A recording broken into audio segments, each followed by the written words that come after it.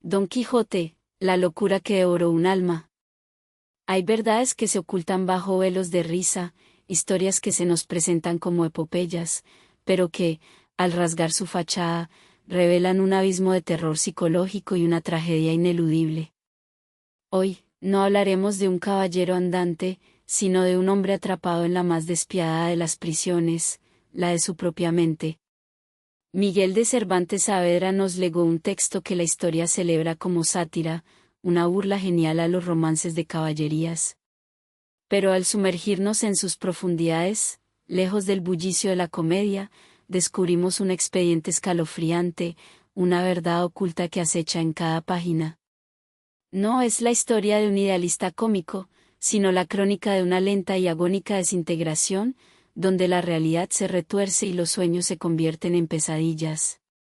Sonido, un zumbido constante y perturbador, como un enjambre enloquecido, que luego se disipa en un crujido seco.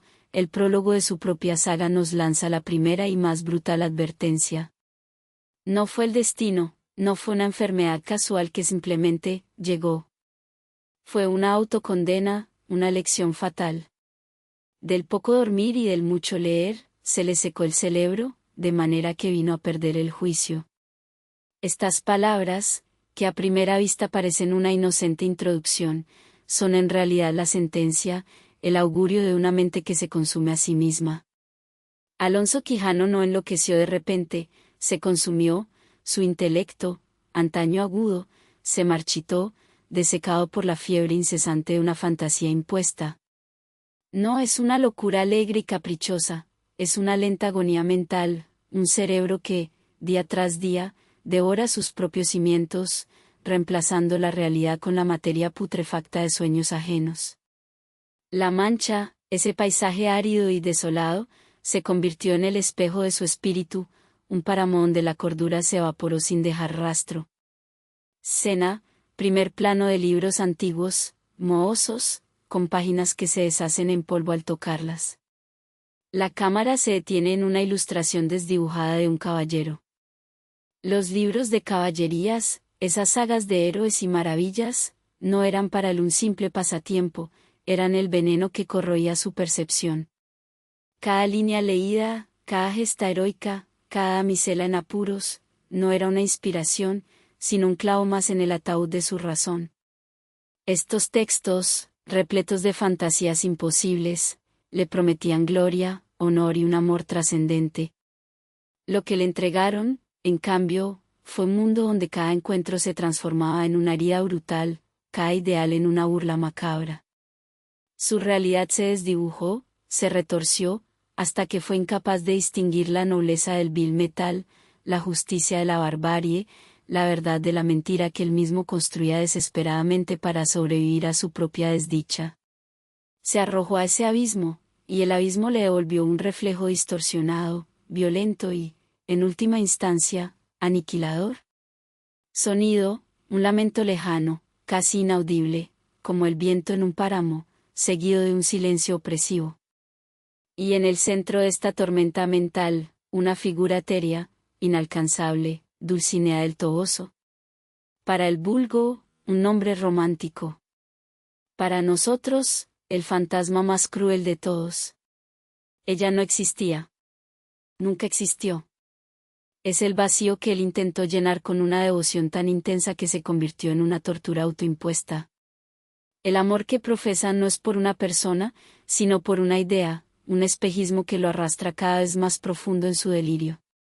Su Dulcinea es la emperatriz de la Mancha, la sin par, la señora de sus pensamientos. Pero la verdad, la cruda y dolorosa verdad, es Aldonza Lorenzo, una labradora robusta y de buen parecer, una mujer que jamás supo de su existencia, ni de su devoción. Esto es el colmo del horror, la entrega total a un amor que es una mentira, una proyección tan potente que deshumaniza a mujeres reales para encajar en el molde de su fantasía. Su amor por Dulcinea no es tierno, es un yugo invisible, una cadena que lo ata a su locura, condenándolo a una búsqueda eterna e infructuosa. Cada acto heroico, cada sacrificio, está destinado a un altar vacío. Él mismo lo expresa con una lógica perturbadora, una confesión de su mente quebrada, la razón de la sinrazón que a mi razón se hace, de tal manera mi razón enflaquece, que con razón me quejo de la vuestra fermosura. Es una espiral descendente, donde la belleza idealizada se convierte en el motor de su propia destrucción, y su queja no es por su sufrimiento, sino por la paradoja de su amor inalcanzable, que lo mantiene encadenado. Cena, un camino de tierra batida, un rastrojo desolado. La cámara se detiene en una vacía de barbero, oxidada, abollada, reflejando un cielo gris y vacío. Y luego, Sancho Panza. No es el gracioso contrapunto, el alivio cómico. Es el espectador forzado, el compañero de celda en esta odisea de tormento. Arrastrado a esta pesadilla por la promesa de una ínsula, un trozo de poder y tierra que nunca existirá. Sancho es la conciencia que se niega a morir, el ancla que, por más que se resista, es arrastrada sin piedad por la corriente de la locura de su amo. Sus batallas, que para Quijote son gestas de gloria, para Sancho son palizas brutales, humillaciones constantes, y el despojo de sus pocas pertenencias. El mundo real le golpea, le mantea, le roba, mientras él persigue una quimera. Yo, tengo más hambre que cuando andábamos los dos por las selvas y por los despoblados.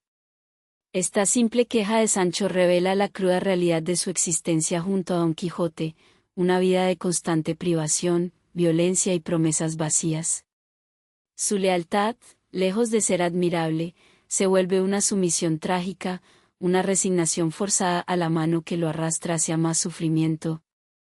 ¿Es realmente lealtad, o una desesperada esperanza de que la locura, por fin, le otorgue alguna migaja de lo prometido? La Mancha es un paisaje desértico, y su viaje, un calvario de hambre y dolor. Sonido, risas infantiles distorsionadas, que se transforman en carcajadas adultas y burlonas. De repente, un golpe seco y un gemido. El mundo, el mundo. Lejos de ser un lugar de aventura, se convierte en un escenario de crueldad.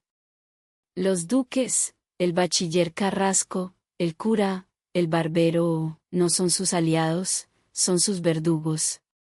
Cada encantamento que sufre Quijote no es un truco mágico espontáneo, sino una manipulación deliberada, un juego perverso donde la salud mental de un hombre es el entretenimiento de la nobleza, o la justificación de una cura forzada.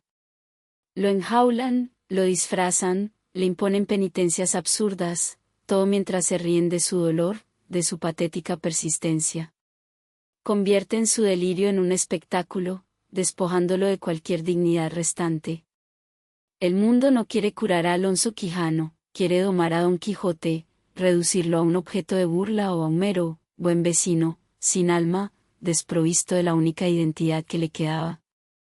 Cada victoria es, en realidad, una herida más profunda, cada rescate, una nueva atadura en su intrincada red de engaños.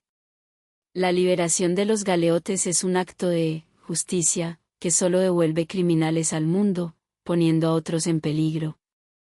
La batalla con los molinos, un asalto a la inanimada realidad que le devuelve un cuerpo maltrecho. Incluso la aventura de Micomicona o la presencia de Altisidora son recordatorios de cómo su heroísmo es incapaz de lidiar con las complejidades del amor y la traición del mundo real, un mundo que él ve solo a través de un cristal deformado. Su heroísmo es inútil, o peor aún, dañino. Es un eco patético de los caballeros que tanto anhelaba ser, pero sin la verdadera fuerza, sin el verdadero impacto. Solo hay dolor, confusión y la persistencia de una mente que se niega a ceder. La cueva de Montesinos es un reflejo de su mente, un viaje a sus profundidades, pero no para encontrar la verdad, sino para consolidar más aún sus fantasías, mezclando sueño y vigilia en un tormento onírico sin fin. Cena, una jaula de madera destrozada, medio oculta en la maleza. Un candado oxidado yace, abierto en el suelo. El clímax de esta tragedia no es una gran batalla, sino un encuentro banal, orquestado con una crueldad metódica. El caballero de la blanca luna, en realidad Sansón Carrasco, lo derrota. No es una derrota accidental, es la realidad, disfrazada de ideal caballeresco, golpeando la fantasía hasta someterla. La condición de la victoria es la reclusión, el abandono de su identidad, el regreso a un mundo que lo había rechazado desde el principio. Es la sentencia de muerte para Don Quijote. El regreso a su aldea no es un hogar, sino una prisión, un exilio de su propia alma. Por primera vez en mucho tiempo, es Alonso Quijano, el bueno. Ya yo no soy Don Quijote de la Mancha, sino Alonso Quijano el bueno, ya conozco mi necedad y el peligro en que me pusieron a haberlas leído, ya, por misericordia de Dios, escarmentando en cabeza propia, las abomino. Estas palabras, que deberían ser una liberación, son en realidad la más desgarradora de las confesiones. El héroe muere para que el hombre pueda vivir, pero este hombre ya no puede. Alonso Quijano es una sombra, un cascarón vacío. La cordura que recupera es una condena, porque le roba el único mundo en el que podía existir plenamente. La realidad, tan cruel y monótona, es un desierto donde su espíritu, una vez ardiente, no puede florecer. El pacto de no tomar armas por un año es el golpe final, un exilio autoimpuesto de su propia esencia, una amputación del alma que lo mantenía vivo. Cena, una losa de piedra antigua, erosionada, sin inscripciones, en un paisaje desolado bajo un cielo opresivo. Un hilo de alambre oxidado cuelga sobre ella. Su muerte. No es la muerte pacífica de un anciano. Es la extinción de una llama, la disolución de un ser que no pudo sobrevivir a la verdad. La cura fue, paradójicamente, más mortal que la enfermedad. La realidad le arrancó la máscara de su fantasía y, al hacerlo, le arrebató su misma vida. Siamete Benengeli, el cronista, nos deja un epílogo que es un lamento, casi una maldición que se cierne sobre la obra misma.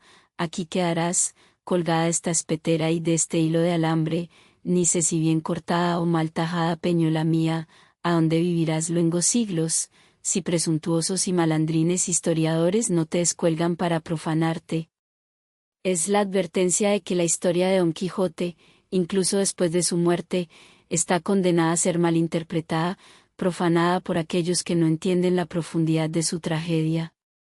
Su legado no es de gloria, sino de una locura que se extiende, una sombra que persigue a cualquier presuntuoso que se atreva a descolgar su péñola. Su pluma, su esencia, queda colgada, una pieza de un rompecabezas inacabado, esperando ser, o no ser, comprendida por un mundo que no supo, o no quiso, ver la verdadera agonía detrás de la risa. Sonido, el zumbido constante regresa, más fuerte, más disonante, luego se desvanece por completo, dejando un silencio absoluto. Fin.